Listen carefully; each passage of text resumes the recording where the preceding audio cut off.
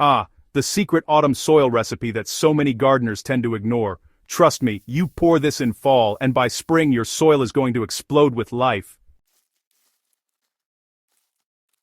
There's a quiet magic that happens beneath the soil when most gardeners pack up their tools for winter. While many see fall as the end of the gardening season, seasoned soil lovers know, this is when the real transformation begins.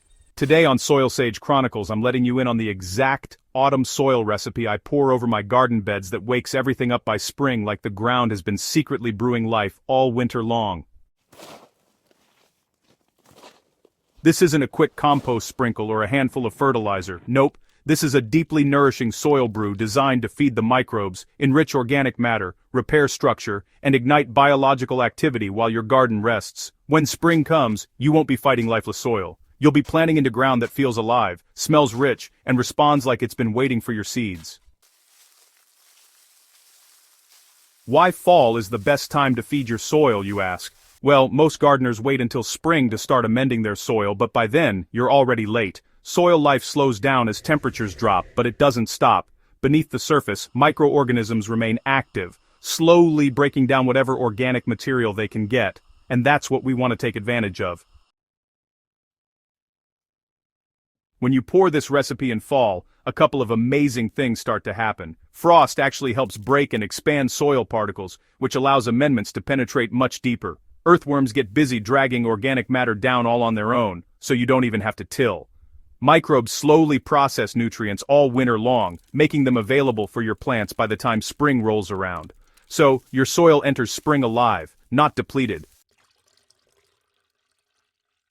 This is the exact mixture I pour over my garden beds before covering them up for winter. It's a simple recipe, but every ingredient has a real purpose. Here's what goes into the brew. 5 liters of non-chlorinated water, so that's rainwater or dechlorinated tap water.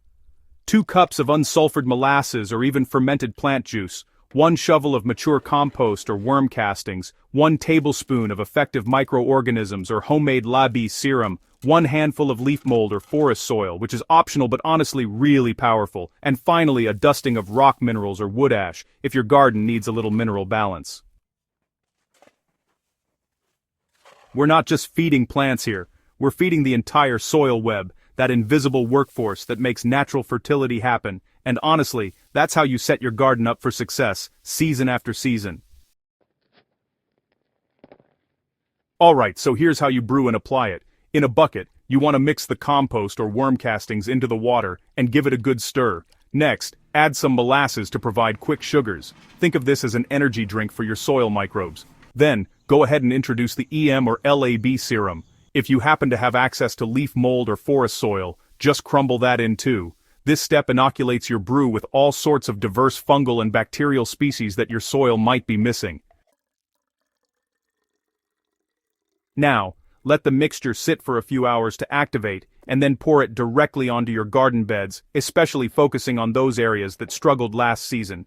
Don't stress about being super precise here. Soil is forgiving, and honestly, nature knows exactly what to do with this recipe. After you've poured it out, I like to lightly rake or cover the surface with organic mulch, shredded leaves, or straw. This helps protect your microbial population and keeps the moisture in, so all that new life doesn't dry out. So, let's talk about why each ingredient matters because, every single thing you add to this brew serves a purpose. Alright, so, molasses is like the kickstart fuel for your soil. It adds quick energy in the form of simple sugars, which, honestly, is just what those sleepy microbial colonies need to wake up and get moving. This boost encourages rapid reproduction, and before you know it, you've got a thriving microbial population. That means better soil structure, natural disease suppression, and nutrients made available the way nature intended. Compost or worm castings, they're basically your microbe base camp. This is your microbial seed source. Compost is already packed with bacteria, fungi, nematodes, and all sorts of beneficial microorganisms. They'll multiply all winter long and, honestly, they'll establish dominance before any pathogens even get a chance to take over in the spring. Lab, or EM, which stands for lactic acid bacteria or effective microorganisms, these guys really bring fermentation power into your soil. They accelerate the breakdown of organic residues, help control harmful microbes, and release enzymes that unlock stuck nutrients, like phosphorus and potassium. It's pretty amazing how much they can do, honestly. Alright folks, if you only add one fungal inoculant to your soil, make it leaf mold. It's like it introduces fungi that build long-lasting soil structure, allowing roots to go deeper and water to penetrate easier. You see, fungi are the architects of healthy soil. Now, let's talk about mineral dust or wood ash, the silent balancers. A small mineral boost ensures that as microbes break down organic matter, there's a balanced nutrient profile available. Plus, wood ash adds potassium and trace minerals while buffering acidic soils. It's pretty neat, right?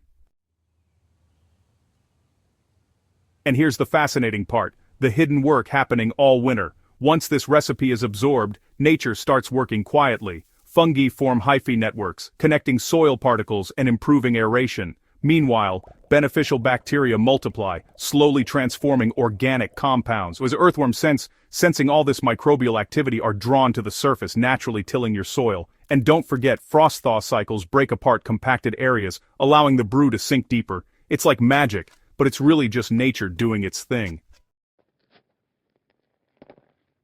By the time spring arrives, your soil won't be dead, cracked, or starved. It will be dark, crumbly, and full of life, the way real soil should be.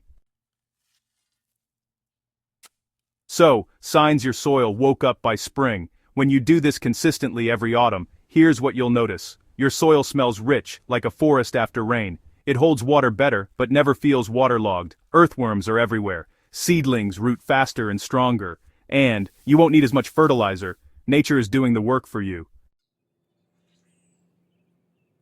This is the moment when gardeners tell me, I don't know what happened, but my garden exploded this year. That's the power of working with soil biology instead of against it. Hey, here's an extra tip for you. Lock it in with a winter cover. If you want to take this to the next level, you can plant a simple winter cover crop like crimson clover, rye, or even just scatter some pea seeds. These roots, they feed the soil biology and help prevent erosion. And when they die back or you cut them in spring, they turn into instant green mulch. Even if you don't plant a cover crop, just covering your soil with leaves, straw, or shredded garden waste, it really keeps the biology alive. Bare soil in winter is a lost opportunity. Many gardeners think of winter as a pause. Here on SoilSage Chronicles, we know better. Winter is a fermentation season. It's when soil digests, processes, and transforms. When you pour this autumn soil brew, you're not just adding nutrients, you're starting a biological chain reaction that lasts months. You're preparing your garden in silence, letting nature do the heavy lifting while you rest. And when spring comes, your soil will meet you halfway. Ready to bring your soil to life. If this autumn recipe lit a spark in your gardening heart, don't keep it to yourself. Try it, pour it, and watch your soil come alive. And when those spring seedlings take off faster than ever before, you'll know, this is the SoilSage way. Hey, subscribe to SoilSage Chronicles for more timeless soil wisdom, fermentation, garden hacks, and regenerative growing secrets. And go ahead, share this with a gardener friend who still thinks spring is the time to start fixing soil. Let's change that mindset together. See you in the next guide, SoilSage family, where we don't just garden, we grow soil first.